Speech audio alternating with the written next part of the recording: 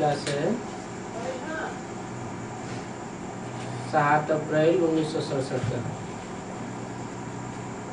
सभी बच्चे समझते हैं कि हम यहाँ आए हैं बेहद के बाप से वर्षा लेने के लिए। कहाँ आए हैं? वर्षा लेने के लिए तो आए हैं, लेकिन कहाँ आए हैं? यहाँ माने कहाँ? यहाँ माने कहाँ? स्थान कहाँ? कहाँ आए हैं?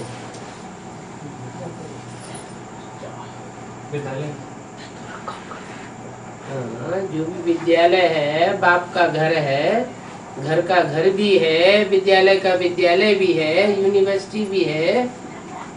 उसमें हम आए हैं बाप से बेहद का वर्षा लेने के लिए, और कोई की बुद्धि में नहीं हो सकता क्या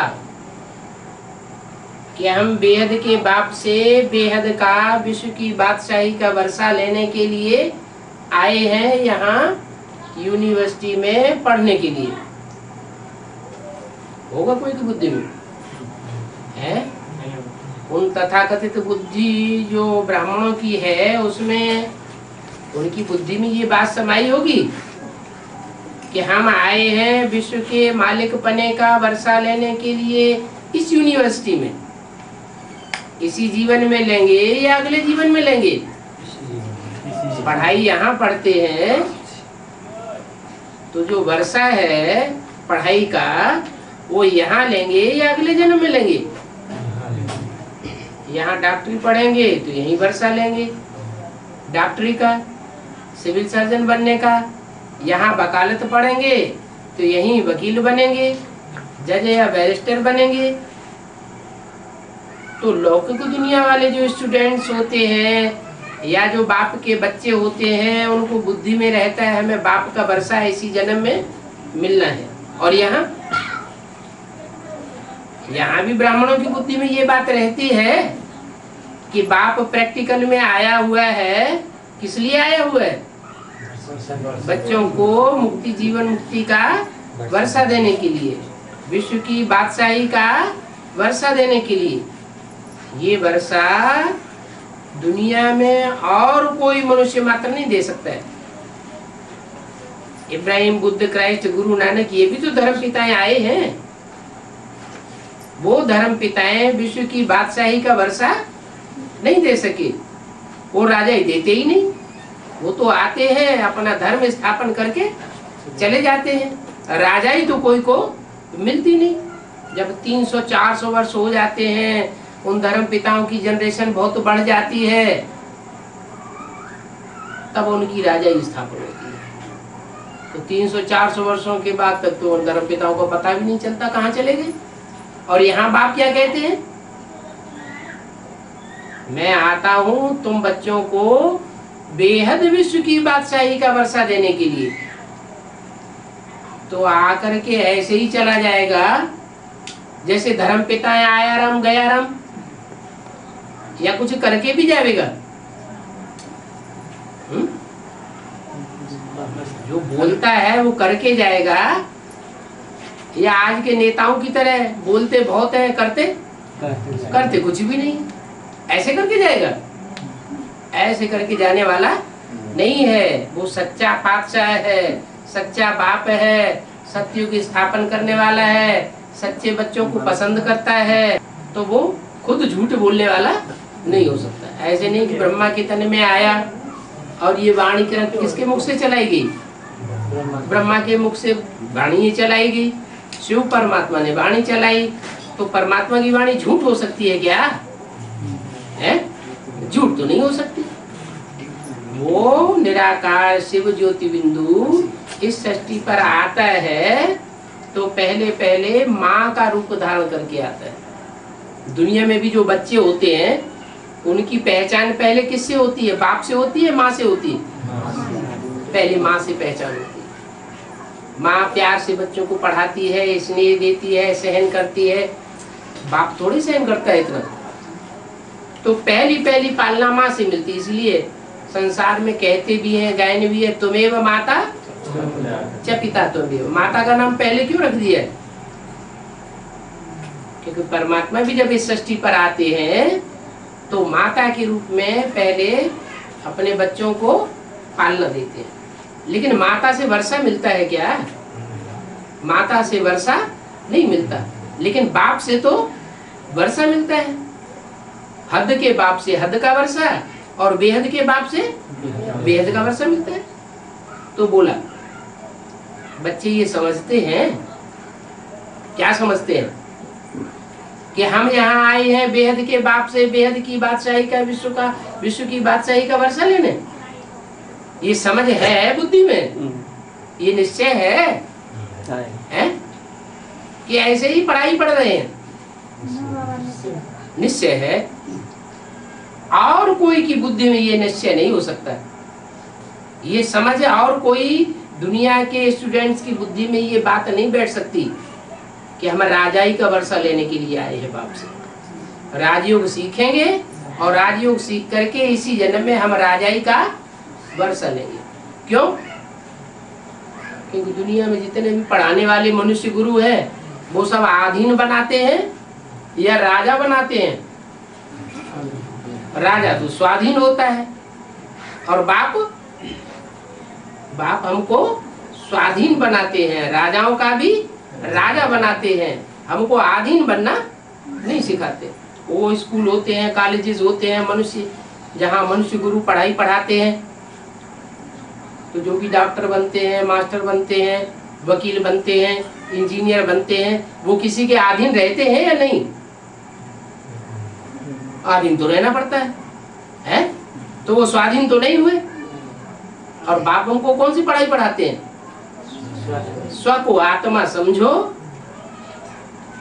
स्व को आत्मा समझो और स्वाधीन बनो, ये वर्षा देते हैं।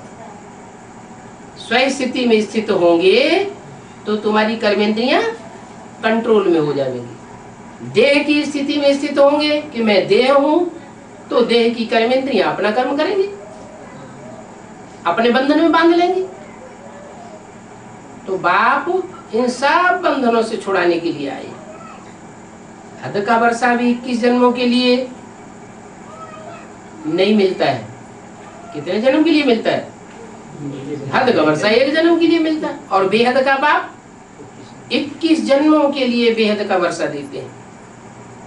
और बच्चों को अतीन्द्रिय सुख भी भासता होगा क्या?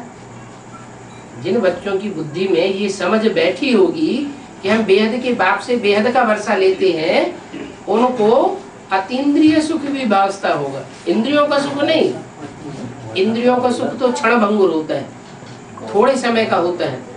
और अतीन्द्रिय सुख सदा काल का होता है। वो अतीन्द्रिय सुख बच्चों को भासता होगा, नंबरवार भासता होगा। अभी 84 का चक्र पूरा हुआ क्या? इनकी बुद्धि में ये बात बैठेगी। अतीन्द्रिय सुख का जो अनुभव है किन बच्चों को होगा? जिनकी बुद्धि में ये बात बैठी हो कि अब ये दुनिया जाने वाली है, ये हमारा अंतिम जन्म है। अब 84 का चक्कर पूरा हुआ, अब सबको घर वापस जाना है। हम जाते हैं बाप के घर में। क्या अभी तक कहाँ थे? हैं? कहाँ पड़े हुए हैं? रावण की दुनिया में। माया रावण के अधीन हुए पड़े थे। और अब हम जाते हैं बाप के घर में। बादल भर करके जा करके बरसते हैं ना, तो तुम बच्चों को भी क्या करना है? तुम यहाँ आए हो बाप के पास बादल बन करके, ज्ञान जल भरो और बाहर की दुनिया में जाकर बरसाओ। तुम ज्ञान के बादल हो। क्या? ज्ञान जल भरते हो और फिर बरसाते हो। पॉइंट्स धारण करके फिर जाकर के औरों को आप समान बनाना है।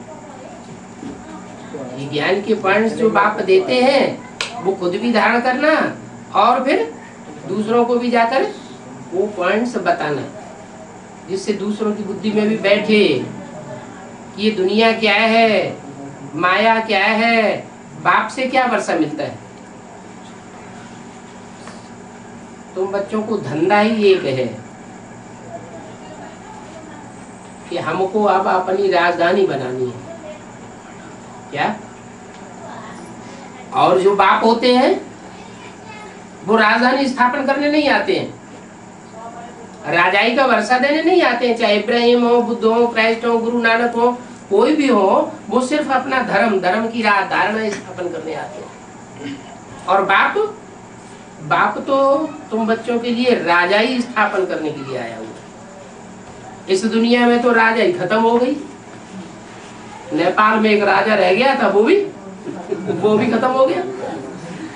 प्रजा के ऊपर प्रजा का राज्य रह गया, और प्रजा के ऊपर प्रजा का राज्य तो पंचायती राज्य है, एक का राज्य तो है नहीं। तो ये रावण राज्य है।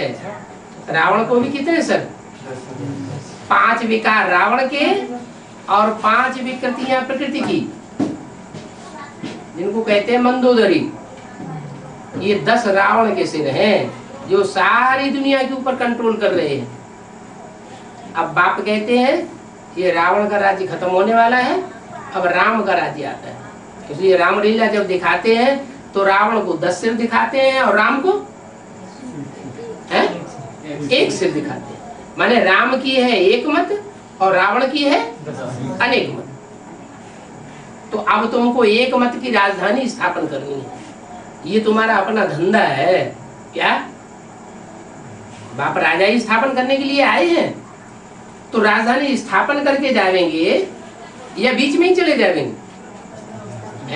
तथाकथित ब्राह्मण क्या समझते हैं कि ब्रह्मा के द्वारा आकर के ज्ञान सुना के चले गए, अब अपनी राजधानी अपनी राजाई हम अपने आप स्थापन कर रहे हैं। कोई जोनल इंचार्ज बन के बैठ जाओ, कोई सेंटर इंचार्ज बन के बैठ जाओ, कोई भारत के इंचार्ज बन के बैठ जाओ, और कोई विदेश के इंचार्ज बन के बैठ जाओ। अब हमको बाप से राजाई मिल गई, लेकिन ये हद की राजाई है या बेहद की राजाई? ये तो हद की राजाई है। बाप कहते हैं ऐसी हद की बात मैं नहीं करता हूँ, मैं तो बेहद विश्व की बादशाही देता हूँ, जहाँ सारा आसमान तुम्हारा होगा, सारा समंदर तुम्हारा होगा।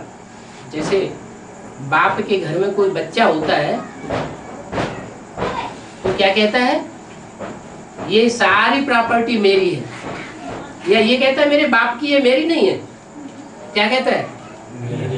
मेरी है। तो ऐसे ही मैं वो राजाई स्थापन करने के लिए आया हुआ हूँ जो तुम सब बच्चे अनुभव करेंगे कि लक्ष्मी नारायण का राज्य नहीं है। किसका राज्य है? हमारा राज्य है। लक्ष्मी नारायण तुम्हारे लिए ऐसे अनुभव होंगे जैसे माई बाप, माँ बाप के बच्चे होते हैं ना, तो उनको भी हक लगता है, वो भी कहते हैं हमारी चीज है, तो अपन अपन आ जाएगा। रावण को बाप नहीं कहेंगे क्या? रावण को नहीं कहेंगे, किसको बाप कहेंगे? मुरली में क्या बोला? राम बाप को कहा जाता है, कृष्ण बच्चा बुद्धि को कहा जाता है। क्या? कृष्ण किसको कहा जाता है? बच्चा। जो बच्चा बुद्धि है, ज्ञान की बातों की गहराई को नहीं समझ सकता है, इसलिए उसको बच्चा बुद्धि कहा। बच्चा बुद्धि क्यों कहा?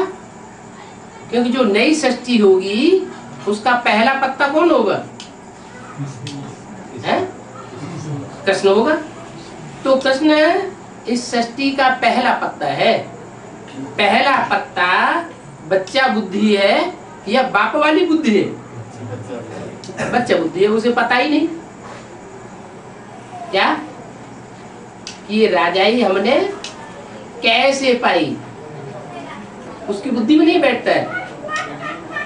जो बाप है उसकी बुद्धि में बैठता है। कृष्ण को जन्म देने वाला भी कोई होगा, होगा या नहीं होगा? होगा। उसकी बुद्धि में सारी बात बैठी हुई होगी। क्यों बैठी हुई होगी? कि बाप की जो पढ़ाई हुई पढ़ाई है वो पहले बाप ने पढ़ी होगी या बच्चे ने पढ़ी होगी? बाप पूरी पढ़ाई पढ़ता है, बच्चा तो बच्चा बुद्धि है, वो पूरी पढ़ाई पढ़ ही नहीं सकता। इसलिए कृष्ण की आत्मा को सतयुग में जाकर के बच्चा बनना पड़ता है, और राम वाली आत्मा सारे विश्व का पिता बनकर के संसार में प्रत्यक्ष होती है। वो है विश्व पिता, और वो है विश्व का महाराज कुमार। कौन? कृष्ण बच्चा। तो बताया रावण को बाप नहीं कहेंगे, राम को बाप कहेंगे, रावण को बाप नहीं कहेंगे। बच्चे जानते हैं वर्षा तो बाप से ही मिलता है, रावण कोई वर्षा नहीं देता है, देता भी है तो दुख का वर्षा देता है, सुख का वर्षा नहीं देता। रावण से वर्षा मिल ही नहीं सकता, उससे तो शाप मिलता है। क्या शाप दुख के लिए होता है या सुख के लिए होता है? शाप तो दुख के लिए होता है। तो रावण है शाप देने वाला और बाप है वर्षा देने वाला। रावण हमको बेसमझ बना देता है। कैसे? राम हमको समझदार बनाते हैं और रावण बेसमझ बनाते हैं। कैसे? रावण को 10 सिर है ना, 10 मतें देता है। एक कहता है ऐसे करो, दूसरा कहता है ऐसे करो, तीसरा कहता है ये रास्ता, चौथा कहता है वो रास्ता। तो आदमी की बुद्धि भटक जाती है। और राम को एक ही सिर है, एक ही मत है, एक ही बुद्धि देता है सबको कि ऐसे रास्ते पर चलोगे तो जन्म जन्मांतर सुखी रहोगे, और ऐसे रास्ते पर चलोगे तो जन्म जन्मांतर दुखी रहोगे। तुम भी बाप मिसल बन जाते हो क्या? तुम भी, ये नहीं, ये बाप मिसल नहीं बनता। कौन बनते हो? तुम भी। तुम भी का मतलब क्या हुआ है? जो बाप के सन्मुख बैठ करके पढ़ाई पढ़ने वाले बच्चे हैं वो बाप मिसल बन जाते हैं। ये ब्रह्मा बाजू में बैठने वाला है या सन्मुख बैठने वाला है? ये तो बाजू में बैठता है। इसलिए मुरली में बोलते हैं मैं तुम बच्चों को पढ़ाई पढ़ाने आता हूँ, ये तो बीच में सुन लेता है। क्या मैं इसको पढ़ाई पढ़ाने के लिए नहीं आता हूँ, और इसको पढ़ाई पढ़ाऊं तो ये बच्चा बुद्धि समझेगा भी नहीं कि नई सृष्टि कैसे स्थापन होगी, नई दुनिया की राजधानी कैसे स्थापन होगी, नई दुनिया की राजाई कैसे स्थापन होगी, इसकी बुद्धि में बैठने वाला नहीं है। इसलिए मैं इसको नहीं पढ़ाता हूँ। पढ़ाता किसको? मैं तुमको पढ़ाता हूँ, ये बीच में सुन लेता है। ये माने कौन? ब्रह्मा बाबा। तो तुम बच्चे अभी बाप को भी जानते हो और षष्ठी चक्र को भी जानते हो। क्या तुम सुदर्शन चक्र घुमाने वाले सुदर्शन चक्रधारी बच्चे हो ना? तो तुम्हारी बुद्धि में सुदर्शन चक्र का पूरा ज्ञान बैठा हुआ है, तुम्हारी बुद्धि में। इसकी बुद्धि में नहीं।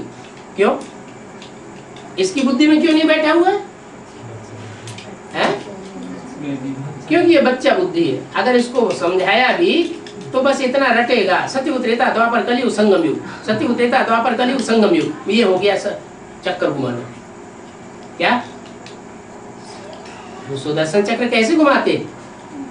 ब्रह्मा कुमार कुमारी कैसे घुमाते हैं सुदर्शन चक्र? है वो तथाकथित ब्रह्मा कुमार कुमारी सुदर्शन चक्र कैसे घुमाते हैं? क्या करते हैं? किसी को बताते भी हैं तो क्या बताते हैं?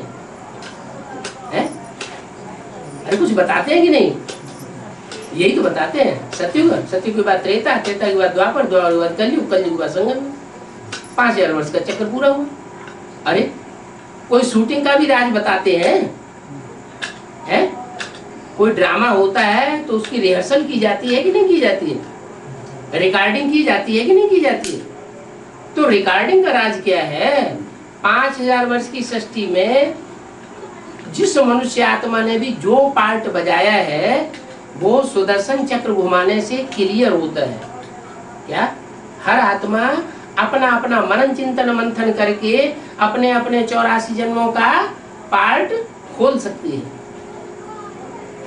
ये ऐसा प्रोसीजर दिया है ज्ञान का कि जो भी मनन चिंतन मंथन करेगा वो अपने 84 जन्मों को जान सकता है। तो तुम बच्चों को चक्रवर्ती राजा बनने के लिए फिर ये चक्र घुमाना बहुत जरूरी है। कौन सा चक्र, क्या नाम है इसका? स्व माने आत्मा, स्व माने आत्मा, दर्शन माने देखना, अपनी आत्मा का 84 का चक्र में क्या क्या पार्ट है वो देखना। उसका नाम क्या दिया? स्वदर्शन चक्र। कैसा चक्र? 84 का चक्र। क्या देखना है उसमें? हमारी आत्मा का 84 के चक्र में क्या क्या पार्ट है वो तुम अभी जान सकते हो। तो तुम बच्चों को जो इसके लिए याद की यात्रा बहुत जरूरी है। क्या? सुदर्शन चक्र तीव्र रूप से घुरता रहे, फिरता रहे, इसके लिए क्या जरूरी है? कि तुम याद की यात्रा में रहो। किसकी याद है? बाप की याद। बाप ऑलराउंड पार्टधारी है या धर्म पिताओं की तरह बीच में आकर के पार्ट बजाना शुरू करता है? वो ऑलराउंड पार्टधारी। बाप तो हीरो पार्टधारी, राम वाली आत्मा हीरो पार्टधारी है या बीच में आके पार्ट बजाती है? तो हीरो पार्टधारी। तो जो खुद हीरो पार्टधारी है, अगर उसकी रहबरी में हम भी सुदर्शन चक्र घुमाने की प्रक्रिया सीखेंगे तो हम भी पूरे 84 का चक्र लगाने वाले ऑलराउंड पार्टधारी बच्चे बनेंगे। तो बताया तुम बच्चे अभी सृष्टि चक्र को जानते हो, चक्रवर्ती राजा बनते हो, उसके लिए याद की यात्रा बहुत जरूरी है। और याद में मेहनत है। क्या? क्यों मेहनत है?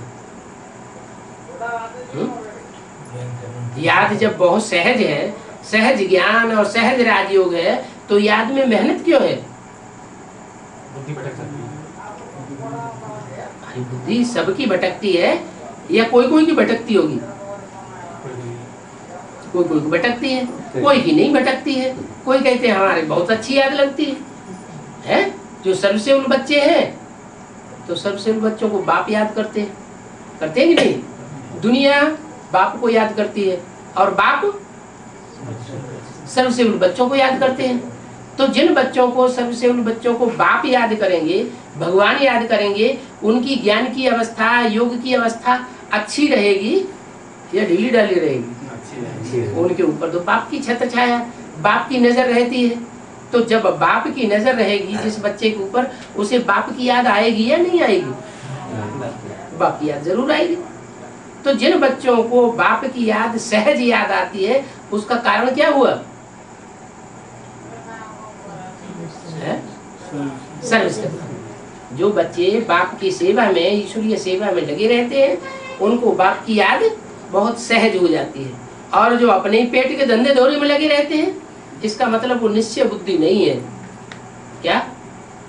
इस बात पर निश्चय बुद्धि नहीं है कि बाप ने मुरली में ये बोला हुआ है, मेरी सर्विस करने वाले बच्चे भूख नहीं मर सकते। अगर ये निश्चय बुद्धि में बैठा हो तो क्या करेगा? ऐसे तो बाप ने बता दिया है, तुमको कठिन लगता हो, तुम 8 घंटे अपने पेट की सेवा करो, 8 घंटे अपनी शरीर की सेवा करो। अपने शरीर के लिए करना होता है ना कुछ, वो करो, और 8 घंटे ईश्वरीय सेवा करो। शरीर की सर्विस करने के लिए सोना जरूरी है, तो 4-6 घंटे सोने में लगाओ। 2 घंटे नहाने धोने और खाने पीने में जो टाइम जाता है उसमें भी लगाओ। 8 घंटा वो छोड़ दिया, 8 घंटा परिवार और अपने पेट की पूर्ति में लगाओ। फिर 8 घंटा जो बच्चा है वो क्या करो? ईश्वरीय सेवा करो। तो जो बच्चे ये रूटीन अपनाते हैं तो सर्वसेवल हुए ना। ऐसे सर्वसेवल बच्चों को बाप याद करते हैं, तो उनका कितना भाग्य बनता होगा। तो ये याद मुख्य है। याद के लिए खास बैठाया भी नहीं जाता है। क्या? नहीं बैठाया जाता। तो ये अभी आधा पौना घंटा याद में बैठे, सुखाई के लिए बैठे हैं। इसके लिए बाप कहते हैं कि सारा दिन जो अपने धंधे धोरी में लगे रहते हैं, वो कम से कम आधा पौना घंटा तो याद में बैठे, इसलिए इनको नाक पकड़ के याद में बैठाया जाता है। नहीं तो याद में कोई बैठने की दरकार नहीं है। हमारा तो कर्म योग है। क्या क्या योग है? नाम इसका है कर्म योग। कर्म करते रहो और बाप को याद करते रहो। तुम योग नाम लेते हो तो समझते हैं कि योग में बैठना ही होता होगा। क्या?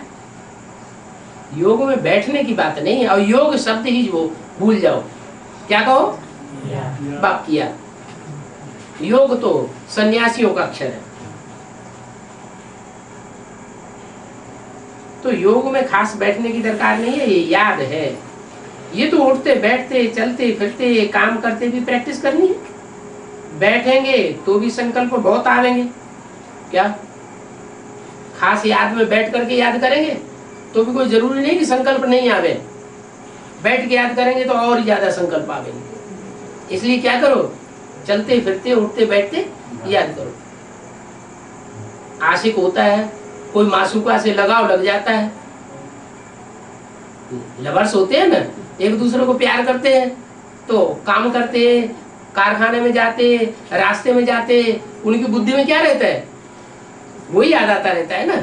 कारखाने में काम करते करते भी मासूका याद आती है ना।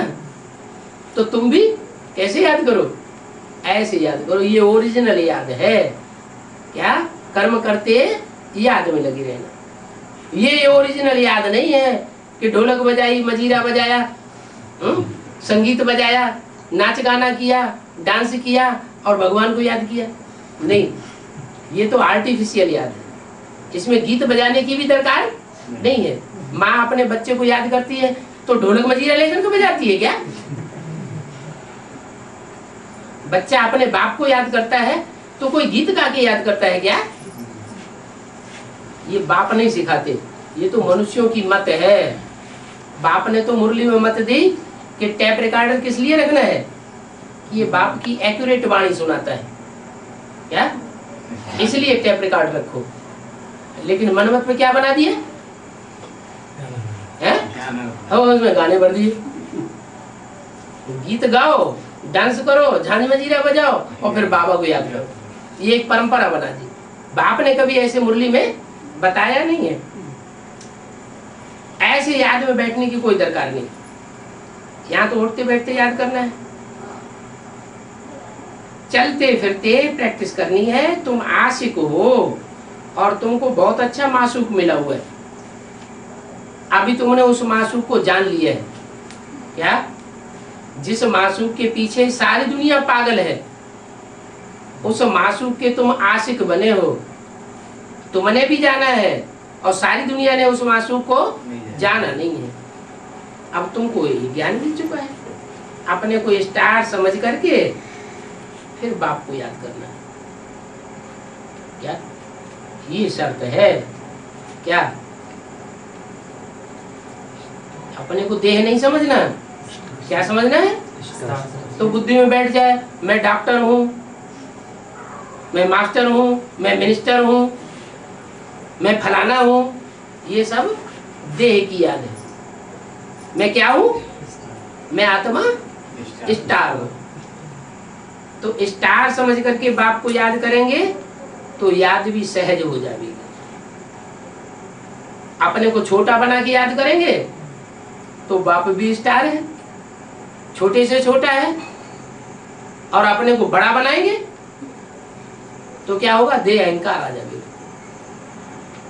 तो ये फुरना रखना है कि हम सतो प्रधान बने। आत्मा की स्थिति में रहने से ही सतो प्रधान बनेंगे और देह की स्थिति में रहने से और ही तमो प्रधान बनते जाएंगे। कोशिश करके याद की यात्रा को मजबूत कर दो। ये मेहनत है। क्या? सवेरे सवेरे उठते उठते पहला संकल्प आए। क्या? क्या संकल्प आए? मैं स्टार आत्मा। पहला संकल्प ही आना चाहिए। और कम से कम 10, 15, 20 मिनट जितना हो सके उसी संकल्प में टिके रहना। अपनी भ्रुकुटी के मध्य में स्टार को देखते रहना। तो ये मेहनत अंत तक चलेगी। कौन सी मेहनत? अपन को आत्मा समझने की। ज्ञान तो बहुत सहज है, मेहनत याद में है।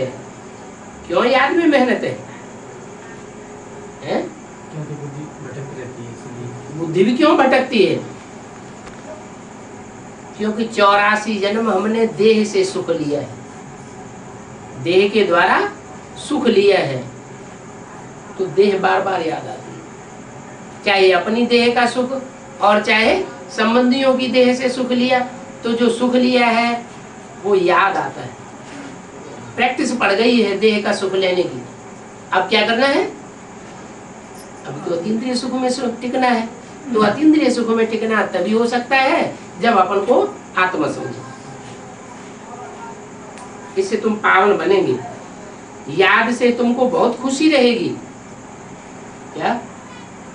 देह की याद में रहने से दुख बढ़ता जाएगा, और आत्मा स्टार की याद में रहने से सुख बढ़ता जाएगा। कन्या पति को याद करती है तो खुशी में रहती है ना, है? कन्या को सिर्फ बताया जाता है कि इस गांव में तुम्हारा पति रहता है, ऐसी कद काठी का है, ये उसके पिता का नाम है।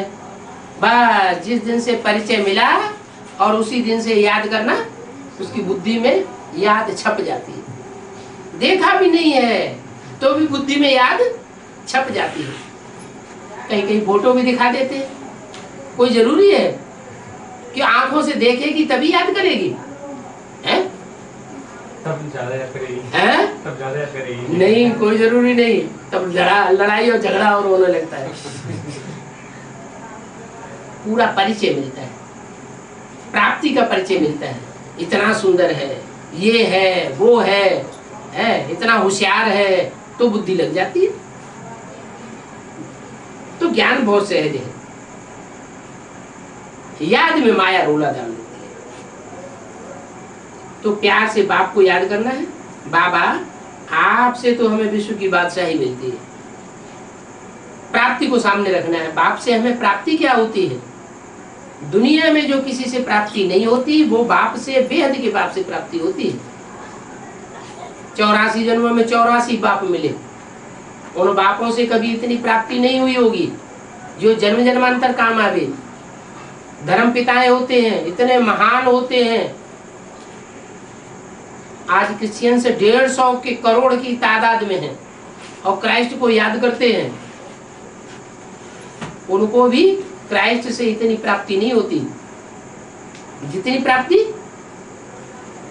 बाप से होती है। तो बोला मन न चित्त।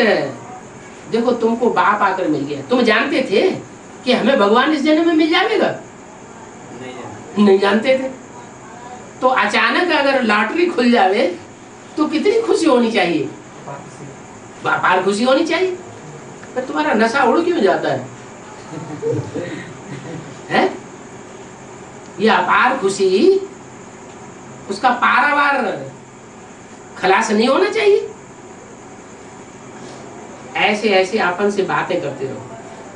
अच्छा बच्चों को गुड नाइट। अगला रात्रि क्लास है 10 अप्रैल 1967 का। जैसे बाप सच्चा है, क्या बाप को क्या कहा जाता है? गॉड इज ट्रूथ कहा जाता है ना। सच्चाई को ही बाप कहा जाता है। तो सच्चा बाप आकर के क्या सुनावेंगे? सच्चा ज्ञान सुनावेंगे या झूठा ज्ञान सुनावेंगे? सच्चा ज्ञान सुनाने वाला सच्चा बाप है। और जो भी आते हैं वो सब झूठा ज्ञान सुनाते हैं। झूठ से दुनिया झूठ खंड बनती है। झूठ सुनाने से दुनिया झूठ खंड बनती है और सत्य सुनाने से दुनिया सच्च खंड बनती है। सच्च खंड कहा जाता है सत्युग को और झूठ खंड कहा जाता है कलयुग को। तो कलयुग बनाता है कौन? रावण। रावण है झूठा और राम है सच्चा। तो जैसे बाप सच्चा है, बाप को ट्रुथ कहा जाता है, तो बच्चों को भी सच्चा बनाते हैं। क्या रावण की दुनिया में रहते रहते 63 जन्मों से बच्चे कैसे हो गए? झूठ की दुनिया में रहते रहते झूठ बन गए। पहले पहले सच्ची बात सुनाते हैं कि मैं तुम बच्चों का अविनाशी बाप हूं। क्या? जो वो बाप थे लौकिक बाप, वो तो विनाशी थे। हर जन्म में नया बाप मिला, हर जन्म में विनाश को पा गया। और मैं तुम्हारा अविनाशी बाप हूं, कभी खलास होने वाला नहीं हूं। कैसे? जन्म जन्म का खलास नहीं होगा है? संगम युग में जैसे बाप हमको मिला है, वैसे सतयुग त्रेता में भी मिलेगा? नहीं मिलेगा तो विनाशी हुआ ना है? बोला है इस दुनिया में सदा कायम कोई चीज है नहीं। सदा कायम तो एक शिव बाबा है। शिव बाप सदा कायम नहीं है। शिव बाप तो परमधामवासी हो जाएंगे। वो बिंदु बिंदु आत्माओं का बाप है, बाबा ग्रैंडफादर नहीं है। लेकिन जिस तन में आया हुआ है उस तन के द्वारा तुम्हारा बाबा है, ग्रैंडफादर है।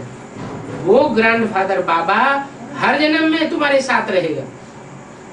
अगर अच्छा पुरुषार्थ करोगे तो ज्यादा साथ रहेगा, अगर खराब पुरुषार्थ किया तो दूर हो जाओगे। तो बच्चों को सच्चा बनाते हैं कि सच्चे बनो और सचखंड स्थापना करने में बाप के सहयोगी बनो। पहले पहले सच्ची बात बोलना बताते हैं कि मैं तुम्हारा बाप हूं। ये बात और कोई नहीं बताते क्या कि मैं तुम्हारा बेहद का बाप हूं। कह देते हैं सर्वव्यापी है। तो जब सर्वव्यापी है तो सब हमारे बाप हो गए। एक बाप कहां हुआ? मैं कहता हूं मैं सर्वव्यापी नहीं हूं। क्या? वो दुनिया वाले बताते हैं बाप सर्वव्यापी। अच्छा, दुनिया वाले बताते हैं, ब्राह्मण तो नहीं बताते। तथाकथित तो ब्राह्मण क्या कहते हैं? वो कहते हैं कि बाप सर्वव्यापी है। कहते तो नहीं है। कहते तो नहीं है कि बाप सर्वव्यापी है, फिर ये भी नहीं बताते वो एक व्यापी है कहां। वो कौन है एक जिसमें व्यापी है? वो मुकर्रर तो कौन सा है जो आदि से अंत तक मुकर्रर है। सन 36 में भी मुकर्रर था और मध्य में भी मुकर्रर है और अंत में भी मुकर्रर रहेगा। राजधानी स्थापन करके जाएगा, राजाई स्थापन करके जाएगा। देवताओं की बीच में जाने वाला नहीं है। तो ये बताते भी नहीं है। कौन? तथाकथित ब्राह्मण ये बात नहीं बताते। और यहाँ बाप आकर ये बात बताते हैं कि बच्चे मैं सर्वव्यापी नहीं हूं, मैं तो एक व्यापी बनकर के आया हूं। एक को पहचानो। सर्वव्यापी कहना माना गाली देना। कैसे? कुत्ते में, सूअर में, कुत्ते बिल्ले में व्यापी कह दिया तो जानवर बता दिया ना, तो ये तो गाली हो गई। कच्छ अवतार, मच्छ अवतार, वाराह अवतार, कितनी बड़ी बड़ी गाली दे दी। क्या मैं ऐसे कच्छ मच्छ का पार्ट बजाने वाले जानवर बुद्धि मनुष्यों में नहीं आता हूं? कैसे मनुष्य है जो लोगों को दिखाने के लिए कछुए की तरह इंद्रियां समेट के बैठ जाएंगे। लोग समझते हैं बड़ा अच्छा कोई भगत है, बड़ा अच्छा तपस्वी है। जैसे बगुला होता है ना, तो बगुला एक टांग पर खड़ा हो जाएगा है। लोग समझो बड़ा अच्छा भगत है, बड़ी तपस्या करता है बगुला। और जैसे ही मछली आई रब फिर खड़ा हो गया। तो बाप परिचय देते हैं कि मैं कच्छ अवतार, मच्छ अवतार और वाराह अवतार में नहीं आता हूं। किसमें आता हूं? जो जल जंतु हैं, ज्ञान जल में पलने वाले हैं, उन जानवर अवतारों में नहीं आता हूं कि जब तक ज्ञान जल में चलेंगे तब तक अच्छे चलेंगे, और ज्ञान जल से निकाल के उनको बाहर कर दो या माया उनको बाहर कर देती है तो ज्ञान में से टूट जाते हैं, शादी बर्बादी कर लेते हैं। मैं ऐसे कच्छ मच्छ अवतार में नहीं आता हूं। मैं किस में आता हूं? मैं मनुष्य अवतार में आता हूं, जो धरणी का आधार लेते हैं। धरणी माना कन्याएं माता है। जो कन्या माताओं को आगे रखते हैं, उन कन्या माताओं का रिगार्ड करते हैं, उनमें मैं प्रवेश करता हूँ। राम में या कृष्ण में मैं आता हूँ, और किसी में कच्छ मच्छ अवतार में नहीं आता हूँ।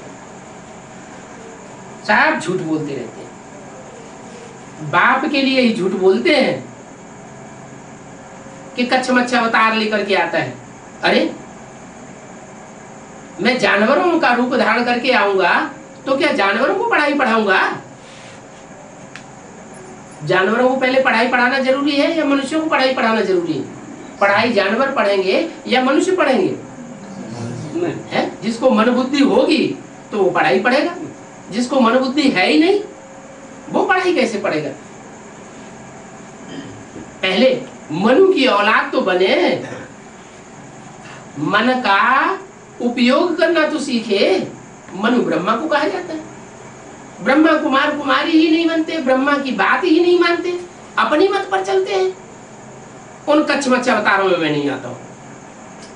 क्या जो भगवान आते हैं, भगवान ब्रह्मा के तन में आते हैं और ब्रह्मा मुख से सुनाते हैं, ब्रह्मा मुख वंशावली बच्चे बनते हैं, मुख से निकली हुई बात को मानते हैं, उनको मैं पढ़ाई पढ़ाता हूं।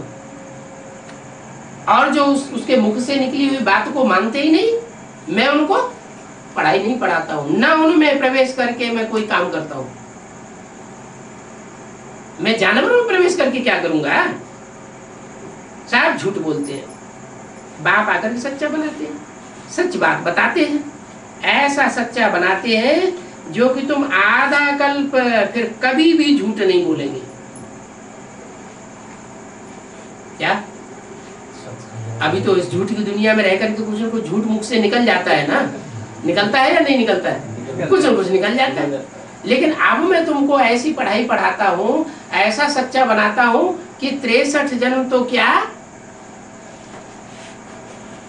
63 जन्म तो क्या, पूरा आधा कल्प तुम कभी भी झूठ नहीं बोलेंगे। यहाँ तो झूठ ही झूठ, मेरे ही झूठ, सच की रत्ती नहीं है। क्या कहाँ? इस ब्राह्मणों की दुनिया में दो तरह के ब्राह्मण हो गए ना, एक कुखवंशावली और एक मुखवंशावली। जो मुख से निकली हुई बात को मानते हैं वो मुखवंशावली, और जिन्होंने गोद में प्यार लिया है ब्रह्मा की, गोद कहते हैं कुख, उन्हें ब्रह्मा की गोद याद आती है, मुख याद नहीं आता। जिसने गोद का प्यार लिया होगा उसे क्या याद आएगा? उसे गोद याद आएगी। और जिसने मुख की बातों को ध्यान से सुना होगा उसे क्या याद आएगा? उसे मुख याद आएगा। तो कोई तो मुखवंशावली है, कोई कुखवंशावली। जो कुखवंशावली है वो देह को याद करते रहते, उन्हें देह बहुत याद आती है, बहुत याद आती है। तो मुरली में भले बोलते हैं इस ब्रह्मा का चित्र नहीं रखना है, हमारे गुस्सा के वो वाक्य ही मुरली में से काट देंगे। पहले ये वाक्य बहुत मुरली में आता था कि ब्रह्मा का चित्र नहीं रखना है। बाद में जब देखा कि एडवांस पार्टी वाले इसका ज्यादा विरोध करते हैं तो वाक्य मुरली में से उड़ा दिया। अब मुरली में वो वाक्य उड़ा दिया जाएगा तो फिर कोई शिकायत ही नहीं करेगा। ये शिकायत ही नहीं करेगा, बाबा ने तो मना किया है ब्रह्मा का चित्र नहीं रखना। ब्रह्मा का चित्र रखेंगे तो जो ब्रह्मा की गति हुई है वो ब्रह्मा कुमार की गति हो जाएगी। ब्रह्मा की क्या गति हुई है? क्या गति हुई? हार्ट फेल हो गया, शरीर छूट गया। तो ब्रह्मा कुमार कुमारियों का भी क्या होता जाता है? मोस्टली जो बड़े बड़े ब्रह्मा कुमार कुमारी हैं उनके क्या हो रहा है? अचानक शरीर छोड़ देते हैं। कोई को ट्यूमर हो जाता है, कोई को हार्ट फेल हो जाता है। बड़े बड़े ब्रह्मा कुमार कुमारी जिनको हम समझते हैं कि बहुत ऊंचे होंगे, उनका भी हार्ट फेल होता जाता है। क्यों हो रहा है? जैसे को याद करेंगे अंत मते सो गति बन जाती। तो बाप कहते हैं मैं सत्य बात बताता हूं तो उनको मिर्ची लगती है। तो ब्रह्मा का चित्र बिल्कुल ही नहीं रखें। मुरली में बोला है तो रखना चाहिए। मुरली में तो बोला कि क्या बोला मुरली में? क्या बोला मुरली बताओ? नहीं रखना है, बिल्कुल नहीं रखना है। अगर ब्रह्मा का चित्र रखेंगे तो पतित हो पड़ेंगे, ये बोला है। 3 मूर्तियां हैं। क्या? 3 पुरियों में 3 मूर्तियां हैं। मृत्युलोक की तरफ कौन सी मूर्ति है? है ब्रह्मा की। और परम धाम की तरफ कौन सी मूर्ति है? शांति धाम की तरफ है शंकर की। और बीच में है सुखधाम। सबसे ऊंचा शांति धाम, उसके नीचे सुखधाम, उसके नीचे दुखधाम। दुखधाम का अधिष्ठाता कौन हुआ? है दुखधाम की अधिष्ठाता मूर्ति कौन सी हुई? अरे कौन को बैठाया गया? बोलते क्यों नहीं? ब्रह्मा को बैठाया गया। तो ब्रह्मा की पूजा होती है संसार में? नहीं होती। क्यों नहीं होती? अगर सुखधाम बनाया होता ब्रह्मा के द्वारा तो पूजा होनी चाहिए ना। मंदिरों में पूजा नहीं होती, मंदिरों में मूर्तियां नहीं रखी जाती, मंदिरों में मंदिर बनाए नहीं जाते। कहीं है ब्रह्मा के मंदिर? एक अजमेर में मंदिर है, वो भी अजमेर की यादगार है। आज माने बकरी और मेढ़ माने मेढ़ा। जो भेड़ बकरियों का देश है वहां ब्रह्मा की मूर्ति रख दी है। भेड़ बकरियां मालूम क्या करती हैं? भेड़ बकरियां जा रही हो कहीं, एक बकरी जहां चली जाएगी वही सारी चली जाएगी। अपनी अकल नहीं लगाएंगे हम कहाँ जा रहे हैं, गड्ढे में जा रहे हैं, पाताल में जा रहे हैं, तालाब में जा रहे हैं, कहाँ जा रहे हैं, देखेंगे नहीं। जहां एक गई वहां सारी चली जाती। भेड़ बकरियां कौन से धर्म में ज्यादा होती हैं? मुसलमानों में ज्यादा होती है। वो भेड़ बकरियों को ज्यादा पालते। बकरी को दूध ज्यादा पसंद करेंगे, गाय का दूध पसंद नहीं। गाय को काट देंगे और बकरी को पाल लेंगे। क्या? तो बोला यहां तो झूठ ही झूठ, मेरे ही झूठ, सच की रखती नहीं। क्या ये दुनिया ऐसी बन गई है जहां झूठ ही झूठ बोलते हैं, सच की बात नहीं बताते, वहां झूठ की रखती नहीं होगी। मैं जो नई दुनिया रूपी संगठन का किला बनाऊंगा उसमें झूठ की रत्ती नहीं। और रावण जो दुनिया बनाता है उसमें झूठ ही झूठ। बाप आकर के सत्य बताते हैं। चित्रों में लिखा हुआ है, बाप ने दिव्य दृष्टि द्वारा ये चित्र बनवाए हैं। कौन से चित्र? आज के ब्रह्मा कुमार को पता भी नहीं है कि वो चित्र कौन से हैं जो बाबा ने दिव्य दृष्टि से बनवाए थे। मालूम है? ये टंगी है सामने। 1 2 3 4। हाँ, कोई ब्रह्मा कुमार कुमारियों को पता नहीं, ये चित्र ही उड़ा दिए। तो झूठी झूठ, सच की रत्ती नहीं। मुरली में बोला ढेर के ढेर चित्र माया की मत पर बनाए हैं बैठ। बाकी जो चित्र हैं, बाकी जो चित्र है वो माया की मत पर बैठ बनाए हैं, ढेर के ढेर चित्र। उसके लिए बाबा ने एक पहाका दिया, टू मैनी क्वींस। जिस राजा को ढेर सारी रानियां हो तो सारी बुद्धि रानियों में चली जाएगी या राज का संभालेगा? सारी बुद्धि रानियों में चली जाएगी। तो इतने ढेर सारे चित्रों की दरकार ही नहीं है। बाबा ने जो चित्र हमको बना करके दिलवाए हैं साक्षात्कार से, उन चित्रों में सारा ज्ञान भरा हुआ है। चित्र किस लिए बनाए जाते हैं? चित्र बनाए जाते हैं चरित्र को याद करने के लिए। चित्र बनाए जाते हैं दर्शन करने के लिए। चित्र बनाए जाते हैं महिमा करने के लिए। चित्र बनाए जाते हैं पूजन करने के लिए। तो ये 4 चित्र जो है वो तो बहुत श्रेष्ठ चित्र हैं, बाबा ने बनवाए हैं, दिव्य दृष्टि द्वारा बनवाए हैं। अपने आप बन गए। संदेशियां ध्यान में जाती थी, वहां से ध्यान में देख करके आती थी, चित्रकार को कहती थी ऐसे ऐसे बनाओ, ऐसे ऐसे हमने देखा, वो बनाता था, बाबा उसको करेक्ट करते थे। सारी बात तो मुरली में बताइए। बच्चे देख करके आकर के बनाते हैं, फिर बाप आकर के करेक्शन करते हैं। ये मुरली में सारा लिखा हुआ है। चित्र तो बाबा ने बनवाए, चित्र में जो लिखा हुआ ये वाला, ये भी बाबा ने लिखवाया। बाबा झूठ थोड़े ही लिखवाएंगे।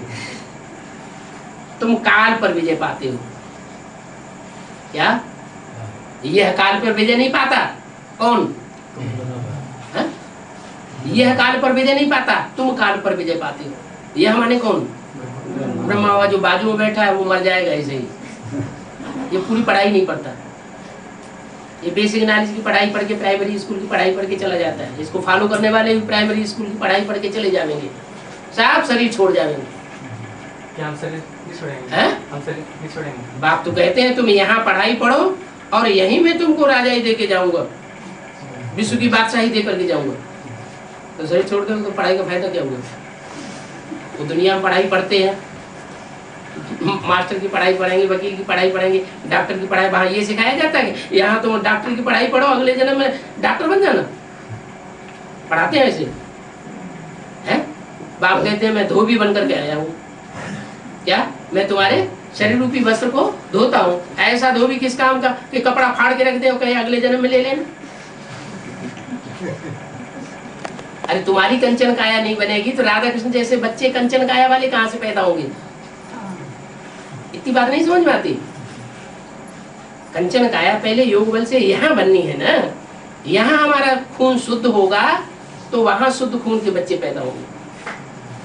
यहाँ अशुद्ध खून के बच्चे पैदा हो रहे हैं तो बीमारी, बीमार, दुखी, रोगी, परेशान पैदा होते हैं। सारी जिंदगी शरीर बीमार बना रहता है। बाप कहते हैं अभी मैं तुम्हारी आत्मा रूपी बिंदु स्टार को सुधारने के लिए आया। कंसंट्रेशन से, बाप की याद से अपनी आत्मा रूपी बीज को सुधार लो, ये शरीर तुम्हारा अपने आप सुधर जाएगा। ये शरीर वृक्ष है और आत्मा बीज है। बीज सुंदर होगा तो वृक्ष भी सुंदर होगा। तो तुम काल पर जीत पाते हो क्या? ये काल पर जीत नहीं पाता और इसको फॉलो करने वाले भी काल पर जीत नहीं पाएंगे। फॉलो करने वाले कौन? जो अपन कहते हैं ब्रह्मा कुमार और कुमारी, बाप का नाम भूल जाते हैं। तो ब्रह्मा कुमार को देखा जो अपने नाम के आगे प्रजापिता ब्रह्मा कुमार कुमारी लगाए हैं, बाप का नाम उड़ा देंगे और अम्मा का नाम लेंगे। कोई बच्चे से पूछा जाए तुम्हारे माँ बाप का नाम क्या है, तो बार बार वो अपनी अम्मा का नाम बताए और बाप का नाम ना बताए, तो मालूम लोग क्या समझेंगे? हैं? कोई बच्चा हो अपनी अम्मा का नाम बार बार बताए और बाप का नाम ना बताए तो बच्चे क्या समझेंगे? तो दूसरे दुनिया वाले क्या समझेंगे? हैं? नाजायज समझेंगे ना। ये रंडी पुत्र है, इसमें नहीं बता। और मुरली में भी बोला कि बच्चे तुम हमेशा लिखो प्रजापिता ब्रह्मा कुमार कुमारी, लेकिन उन्हें प्रजापिता से बड़ी नफरत है क्योंकि उसकी लाश गुम कर दी है कि याद में। प्रजापिता का नाम निशान ही खत्म कर दिया, ब्रह्मा कुमार कुमारी याद रह गया। लेकिन तो जो पुराने चित्र हैं उन चित्रों में लिखा हुआ था ब्रह्मा कुमारी ईश्वरी विश्वविद्यालय। बाबा ने फिर भी लिखवाया नए चित्रों में, जो सीढ़ी और झाड़ के चित्र हैं उनमें लिखवाया प्रजापिता शब्द जोड़ो इन चित्रों में, तब उसमें प्रजापिता शब्द जोड़ा हुआ। फिर बाद में फिर खत्म। अभी सिर्फ बोर्डों पे लिखा हुआ है प्रजापिता ब्रह्मा कुमारी ईश्वरी विश्वविद्यालय, लेकिन अपने अपने नाम के आगे कोई प्रजापिता नहीं लिखता है, क्योंकि अगर लिखेगा तो बताना भी पड़ेगा। मुरली में बोला हुआ है प्रजापिता तो इस सृष्टि पर होनी चाहिए। प्रजा है 500 करोड़, तो प्रजापिता भी कहाँ होना चाहिए? इस सृष्टि पर होना चाहिए। ब्रह्मा सूक्ष्म पतनवासी हो सकता है, लेकिन प्रजापिता साकार सृष्टि पर होना चाहिए। जब तक 500 करोड़ प्रजा इस सृष्टि पर मौजूद है, तब तक बाप का फर्ज है, बाप की जिम्मेवारी है कि एक एक बच्चे को वापस ले जाना। इसलिए झाड़ का जो चित्र बना है ना, उसमें ऊपर शंकर का चित्र दिखाया है, सब आत्माएं जा रही है परम धाम पर। ब्रह्मा का चित्र नहीं दिखाया, विष्णु को नहीं दिखाया, किसका दिखाया? देखो झाड़ के ऊपर शंकर बैठा हुआ है, वो विश्व पिता है। अपनी भारतीय परंपरा में, भक्ति मार्ग में जगतम पितरम वंदे पार्वती परमेश्वरो। पार्वती परमेश्वर को क्या माना जाता है? जगत के माता पिता माना जाता है। तो तुम काल पर विजय पाते हो। भगवान को कालों का काल, महाकाल कहा जाता है। क्या? कालों का भी काल है, महाकाल है। उसको कोई मृत्यु को प्राप्त करते हुए नहीं देख सकता। क्या? सारी दुनिया भले काल के गाल में समा जाए, लेकिन जो महाकाल भगवान आता है, जिस तन में अमकर रथ में आता है, उसको इन आंखों से मृत्यु को पाते हुए कोई देख नहीं सकता। इसलिए शंकर को कहते हैं अमरनाथ। क्या क्या कहते हैं? अमरनाथ। कि उसकी कभी मृत्यु नहीं होती, उसका जन्म भी नहीं दिखाते हैं और उसकी मृत्यु भी नहीं दिखाते। एक ही देवता ऐसा है, कौन? शंकर देवता। बच्चे समझते हैं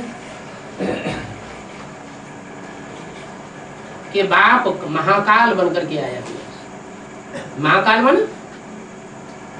वो काल होता है, कभी इसको ले गया, कभी उसको ले गया, कभी उसको ले गया, काल खा गया। 2 4 8 को खाता है, रोज खाता है, बहुतों को खाता है, सैकड़ों को खाता है, हजारों को खाता होगा। लेकिन महाकाल, महाकाल क्या करता है? कितनों को खाएगा? है? महाकाल सारी सृष्टि को काल के गाल में लेकर के चला जाएगा। क्या इस सृष्टि में बाप के बच्चों के सिवाय और कोई भी बाकी बचने वाला नहीं है। तो समझते हैं ना, भगवान काल को भेज देते हैं। अभी तुम जानते हो कि बाप सबको साथ ले जाते हैं। क्या चित्र दिया हुआ है झाड़ के चित्र में? सबको साथ ले जाने वाला चित्र किसका दिया हुआ? शंकर का चित्र दिया हुआ है झाड़ के ऊपर। तो बोला मुरली में कि अभी तुम जानते हो कि बाप सबको साथ ले जाते हैं। जो बिंदी बिंदी आत्माएं साथ जा रही है, कौन ले जाने वाला है? शंकर। बाप शंकर के रूप में बैठा हुआ। एक शंकर ही देवता ऐसा है जिसका नाम शिव के साथ जोड़ा जाता है। 33 करोड़ देवताओं में से कोई देवता ऐसा नहीं है जिसका नाम शिव के साथ जोड़ा जाए। क्या कहते हैं? शिव शंकर भोलेनाथ। शिव विष्णु कहते हैं, शिव ब्रह्मा कहते हैं, शिव जगदम्बा कहते हैं, शिव सरस्वती कहते हैं? नहीं कहते। उस एक का ही नाम क्यों जोड़ा जाता है? क्योंकि एक ही बच्चा ऐसा है जो योग बल से सारे विश्व की बादशाही ले लेता है। हर हर महादेव शंभो काशी विश्वनाथ गंगे। विश्वनाथ के रूप में कौन देवता गया हुआ है? सारे विश्व का नाथ। 2 4 8 देशों का नहीं, सारे विश्व को नथनिया डाल देता है, नाथ लेता है, कंट्रोल कर लेता है। तो तुम जानते हो कि बाप सबको साथ ले जाएंगे, अकेला नहीं जाने जावेगा। बाप का विरुद्ध है। क्या विरुद्ध है? मैं तुम बच्चों के साथ जाऊंगा, साथ खेलेंगे, साथ खाएंगे, साथ रहेंगे, साथ सोएंगे, उठेंगे, बैठेंगे और साथ लेकर के जाएंगे। ऐसे मुरली में बोला है या नहीं बोला है? बोला है। फिर उन ब्रह्मा कुमारों से पूछो, बाबा ने तो ऐसे बोला और ब्रह्मा बाबा तो चले गए, अब कौन साथ ले जाएगा? तुम ले जाओगे हमको साथ? तो उन्होंने वो चित्र उड़ा दिया है। अब अभी तो शंकर को ही उड़ाते चल जाए। अभी तुम बुलाते भी हैं, हे पतित पावन आकर के हमको साथ ले चलो। सभी मौत के घाट पर उतरते हैं। अब बच्चे जानते हैं सबका मौत होगा, इसमें भी कल्याण है। क्या अगर सारी दुनिया, इतनी बड़ी दुनिया है, इतनी बड़ी दुनिया का अगर मौत न हो तो कल्याण नहीं होगा, अकल्याण हो जाएगा। क्यों? कि जिन देवताई बच्चों की स्थापना हुई है, जिन देवताई बच्चों का संगठन रूपी किला तैयार हुआ है, वो संगठन का किला वो असुर बिगाड़ देंगे। क्या? इसलिए उन असुरों का विनाश करा देते हैं। इस लड़ाई में भी कल्याण भरा हुआ है और वो कल्याण तुम्हारे लिए है। इतनी बड़ी दुनिया का विनाश होगा, 500 करोड़ की दुनिया, तो किसके लिए विनाश होगा? तुम्हारी सेफ्टी के लिए। वो कहते हैं पीस हो जाए, शांति हो जाए। 500 करोड़ की, 700 करोड़ की दुनिया में कोई पीस स्थापन होगी क्या? जो नई दुनिया बनेगी उसमें थोड़े लोग होंगे या करोड़ों की तादाद में होंगे? थोड़े लोग होंगे। तुम जानते हो अभी तो खूब अशांति दुनिया में होगी।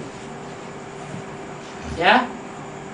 अभी तो कुछ भी अशांति नहीं है, आराम से खा रहे हैं, पी रहे हैं, सो रहे हैं, अभी कोई भगदड़ नहीं है। नेपाल में 13 दिन के लिए थोड़ी सी भगदड़ हुई थी। कितने दिन के लिए? 19 दिन के लिए। 19 दिन के लिए कैसी मुसीबत आ गई थी। राज परिवार के दिल से जाके पूछो राज परिवार का क्या हाल था। रातों रात नींद नहीं आ रही थी। और अभी तो आराम से शांति का टाइम चल रहा है। अभी आगे चल करके खूब अशांति दुनिया में होगी, परंतु तुम कोई ऐसे बोलते नहीं हो क्या कि आगे चल करके दुनिया में बहुत अशांति होने वाली है। जानते हो ये तो ड्रामा में नूंद है, हम क्यों बोलें? ये महाभारत लड़ाई तो होगी। तुम्हारे इस यज्ञ में जो कुछ भी देखने में आता है, क्या तुम्हारे इस यज्ञ में अभी जो कुछ भी देखने में आता है वो सब स्वाहा हो जाएगा। तो शांति धाम, सुख धाम, इतनी बड़ी बड़ी बिल्डिंगें बनाई हैं, वो सब खलास हो जाएंगी। ये नई दुनिया में रहेंगी या नहीं रहेंगी? अरे अरे बोलो तो, अरे ये रहेंगी कि नहीं रहेंगी? रहेंगी। ये सुखधाम शांति धाम जो माउंट आबू बनाया वो रहेगा। मनुष्यों ने बनाया है, भगवान ने बनाया? मनुष्यों की बनाई हुई चीज दुनिया में रहेगी? मनुष्य भी विनाशी और मनुष्यों की बनाई हुई चीज भी विनाशी। भगवान जो बनाते हैं वो तो नई दुनिया का संगठन बनाएंगे। सच्चे सच्चे बच्चों का, सोने जैसे सच्चे बच्चे हैं उनका संगठन बनाते हैं। वो संगठन स्थायी रहेगा और बाकी सब दुनिया स्वाहा हो जाएगी। गीता में भी अर्जुन को विनाश और स्थापना का साक्षात्कार हुआ ना, तो बाप आकर के तुमको स्थापना और विनाश का साक्षात्कार कराए रहे हैं, तो समझना चाहिए कि बरोबर अब चेंज होनी है। एक अर्जुन को तो सिर्फ साक्षात्कार नहीं कराया, फिर घोड़ा गाड़ी दिखाई दी है। तुम तो अभी जानते हो योग से ही कृष्ण ने ये पद पाया है। तुम्हारे आगे इस ज्ञान में सारी दुनिया है। क्या तुम अकेले ज्ञान में नहीं आए हो? इस ज्ञान को सारी दुनिया के लोग समझेंगे। अगर इस ज्ञान को न समझें तो उनको भगवान से सुख शांति का पहले जन्म का भी वर्षा नहीं मिलेगा। दुनिया की हर आत्मा जो परमधाम से ऊपर नीचे उतरती है, पहला जन्म लेती है, वो पहले जन्म में हर आत्मा सुखी होती है, दुख नहीं भोगती। तुम्हारे आगे इस ज्ञान में सारी दुनिया आने वाली है। फिर सत्युग में तुम बेवकूफ बन जाते हो। सबसे दुर्लभ तुम्हारा ये जन्म है, ब्राह्मण जन्म। अभी तुम ईश्वरीय गोद में आते हो ना, इसलिए दुर्लभ जन्म है। ओम शांति।